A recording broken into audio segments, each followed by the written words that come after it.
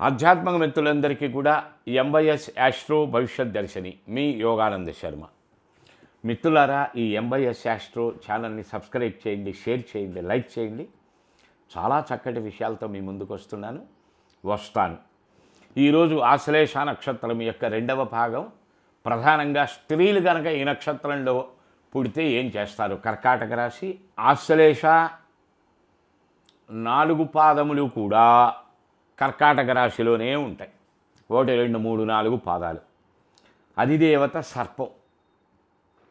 స్త్రీలు గనకైతే మంద స్వభావం కలిగిన వాళ్ళు, మందకొడిగా ఉండేవాళ్ళు, వాళ్ళ జీవితంలో శిలాక్షర శాసనంగా చెప్తున్నానండి, అబ్జర్వ్ చేసుకోండి నక్షత్ర జాతకులు. ఎక్కడో 100 కోటికి ఒకళ్ళల్లో ఇంత మార్పు ఉండొచ్చండి అనేటువంటిది కూడా ఈ నక్షత్రానికి ఉండదు. అక్షర సత్యంగా చెప్తున్నా. వీళ్ళ జీవితంలో లైఫ్ ఎండింగ్ వరకు కూడా ఏ పని సంపూర్ణం చెయ్యరు. తలుపు తీస్తారు, వెయ్యరు. ట్యాప్ కడతారు, ఆపరు. లైట్ వేస్తారు, ఆపరు. ఏంటండి ఈ చిన్న చిన్న విషయాల కోసం ఇంత చెప్పాలా? ఇవే భవిష్యత్తులో పెద్ద పెద్ద విషయములపైన ప్రభావితమవుతాయి. మనకేదో సామెత ఉంది కదా, నీవు నేర్పిన విద్య నీరజాక్ష అని. గురువు ఏం నేర్పాడో అదే కదా వచ్చేది. చిన్నతనంలో ఏం అలవాట అయిందో కదా అదే కదా వచ్చేది. ఒక ఎక్కాన్ని 10 సార్లు చదివాం, మనస్సులో ముద్రించుకుపోవట్లేదా అండి ఆ లెక్క? 5 5 ఎంత? 25. ఎప్పుడు ఎవడు చెప్పాడు నీకు? నీ గురువు చెప్పాడు, చదువుకున్నావు.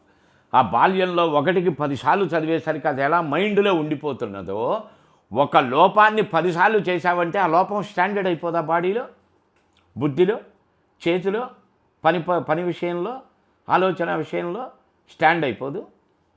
యజ్ఞం అంటే తడ్డం. ఎందుకని? వీళ్ళకి 2 నాలికలు ఉంటాయి సర్పానికి. ఇట్లా బయటకు అన్నప్పుడల్లా చూడండి 2 భాగాలుగా కనిపిస్తుంది. ఇలా బయటకు వచ్చి ఇలా అంటూ ఉంటుంది. 2 నాలికలు, 2 రకాల లక్షణాలు ఉంటాయి. నువ్వు అవునంటే వాళ్ళు కాదంటారు, నువ్వు కాదంటే వాళ్ళు అవునంటారు, నువ్వు చేస్తా అంటే చెయ్యొద్దంటారు, నువ్వు చెయ్యి అంటే చేయనంటారు. వంట ఏం చేయమంటావు అని అడుగుతారు. పప్పు చెయ్యి అంటే నిన్నగా పప్పు తింది, కూర చేస్తాను. ఆ విషయానికి అడగటం దేనికి? కూర చేశానంటే సరిపోతుందిగా.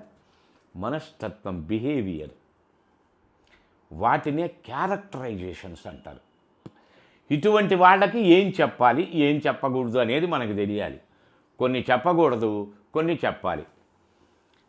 ఏదో తల్లి కొడుకు అనుకున్నప్పుడు, భార్యాభర్త అనుకున్నప్పుడు, ప్రధానమైనటువంటి స్నేహితులు అనుకున్నప్పుడు అన్నీ దాచుకోలేరుగా, కొన్ని చెప్తారు, కంపు కంపు చేసుకుంటారు. కనుక గుప్తం అవసరం. వీళ్లతో మాట్లాడటం కన్నా ఎంత మౌనం పాటిస్తే అంత నీకు ఆరోగ్యం మంచిది. లేదా బీపీ పెరుగుతుంది, షుగర్ పెరుగుతుంది, అన్నీ పెరుగుతాయి, సంపద మాత్రం పెరగదు. ఎందుకని? యా దత్తేషు యా నారీ యా దత్తేషు యద్ధనం అని శాస్త్రం చెప్తున్నది. నీవు చేసిన దానం వల్ల, ధర్మం వల్ల భార్యా బిడ్డలు ఏర్పడతారు. ఈ జన్మలో నీ భార్యా బిడ్డలు సక్రమంగా లేరు, లేక నీ భర్త బిడ్డలు సక్రమంగా లేరు, నువ్వు సరైన దానం చేయలా, ధర్మం చేయలా. అది దృష్టిలో పెట్టుకుని ఈ జన్మలో ఆ పాటించు. వచ్చే జన్మ కన్నా సక్రమమైనటువంటి భర్త పిల్లలు, లేక సక్రమమైన భార్యా పిల్లలు దొరుకుతారు. యా దత్తేషు యా నారి, నీవు ఏమి ఇచ్చావో ఆ రూపంలో స్త్రీ సంభవిస్తుంది. నెగటివ్ లక్షణాలు గల భర్త దొరికాడు నీకు, నువ్వు సరైనటువంటి దానం చేయలా, ధర్మం చేయలా, ఈ జన్మలో చెయ్యి. సరైన భార్య దొరకలేదు, నువ్వు ఆచరించలేదు, ఈ జన్మలో పశ్చాత్తాప పడకు, వదిలించుకుంటానికి ప్రయత్నం చేయకు, కర్మఫలం అనుభవించు, తోడుగా నడుస్తూ జీవితాంతం. నీవు మానసికంగా పడే ఘర్షణ, సంఘర్షణ ఏదైతే ఉంటుందో అది ప్రక్షాళన అయిపోతూ ఉంటుంది. ఈ జన్మకు ఆ పాపం పరిహారం అయిపోతుంది. వచ్చే జన్మ అనేటువంటిది ఉంటే భగవంతుడు కుక్కగా పుడితే మంచి కుక్కనిస్తాడు, పందిగా పుడితే మంచి పందినిస్తాడు, మనిషిగా పుడితే మంచి మనిషిని తోడిస్తాడు. ఇది కర్మ సిద్ధాంతం. దీన్ని నమ్మాలి, విశ్వసించాలి, ఆచరించండి. రమణ మహర్షి వారికి మోకాళ్ళ నొప్పులు ఉండేవిట.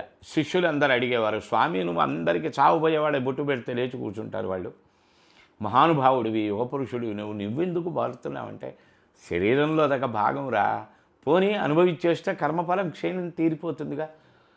మనకి తెలుసుకోవాల్సిన నగ్న సత్యం ఇక్కడ ఒకటి ఉంది, దరిద్రం ఉన్నది. హోమాలు యజ్ఞాలు యాగాలు చేసి దరిద్రాన్ని పోగొట్టుకుంటున్నాం. ఎక్కడికి పోతుంది అది? ఈ మంత్రములు ఏం చేస్తాయంటే దాన్ని పక్కకి తరుముతాయి. కరవటానికి వచ్చిన కుక్క నీ చేతిలో రాయో కర్రో విసిరేస్తే అదంత దూరం పోయినట్లుగా. అది ఎక్కడికి పోతుంది? స్టాగ్నెంట్ అయి ఉంటుంది, పక్కన వచ్చే జన్మకు వస్తుంది. అదే అనుభవించావు, కరిగిపోతుంది. ఇది కర్మ సిద్ధాంతం చెప్పేటువంటిది అద్వైతం. కనుక ఈ కర్మ సిద్ధాంతాన్ని మానవుడు నమ్మినా నమ్మకపోయినా ఫలితాలు అయితే తప్పకుండా అవే. ఇటువంటి వ్యక్తులు ప్రియంగు కళికా శ్యామం రూపేణ ప్రతిమం బుధం సౌమ్యం సౌమ్య గుణోపేతం తం బుధం ప్రణమామ్యహం. ఈ శ్లోకాన్ని అనుక్షణం పారాయణ చేసుకుంటూ ఉండండి. విష్ణు సహస్రనామం పారాయణ చేస్తూ ఉండండి. ఈ నెగటివ్ థింకింగ్స్, నెగటివ్ యాక్టివిటీస్, ఈ నెగటివ్ క్యారెక్టరిస్టిక్స్ గ్రాడ్యువల్గా తగ్గుముఖం పడుతూ ఉండటానికి అవకాశాలు ఉంటాయి.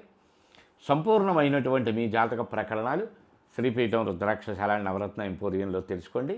అంతవరకు సెలవు. జై గురుదత్త.